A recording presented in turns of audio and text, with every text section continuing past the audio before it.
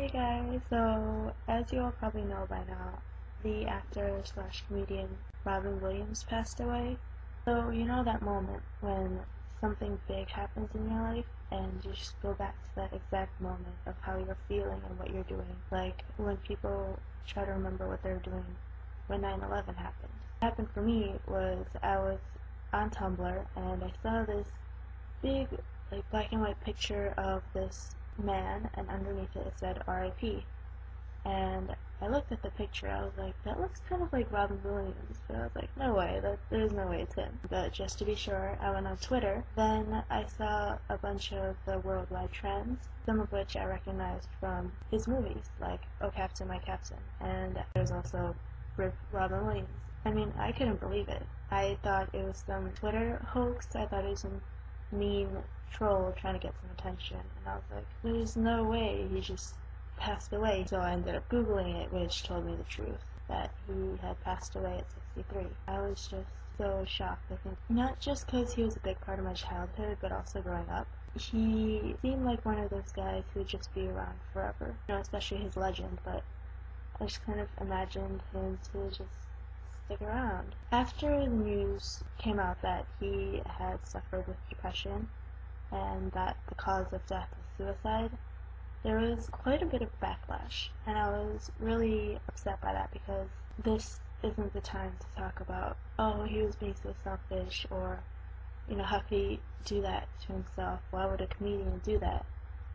Out of all people, out of all, jobs and job positions, why would a comedian do that to himself? And I think those are just completely stupid and also disrespectful questions, because the fact that he was so deep in his depression that he decided to take his own life, that's really significant. Through Robin's death, I hope people understand just how serious depression is, because I've seen a lot of people saying that it's a sickness, and it's more than a sickness. It's not something that can be cured with some rest and relaxation and some pills. It's a mental illness. And I hope people understand the gravity of his situation and what happened. What comes up is that people say that whoever, decides to kill themselves, that they're weak, and people say that they weren't strong enough to stay in this world. But to me, I think that maybe he wasn't that weak, but his demons were just so much stronger, and he just couldn't hold out against them. Also, there's a lot of backlash where it comes from people who say, oh, you never thought about him during your regular life, and then all of a sudden, because he passed away, everyone's like, oh, I'm such a big fan, he was such a big part of my life. I don't think it's fair to target those people because it's not like they're jumping on a bandwagon. I mean, he was a part of my childhood, if I think about it, especially because he was in Aladdin, and that character, Genie, will just never be the same. And along with movies like Dead Poet Society and Jumanji and other movies, and he was just such a talented actor, and I didn't obviously know him personally, but from what I can tell, people just really respected him and loved him a lot.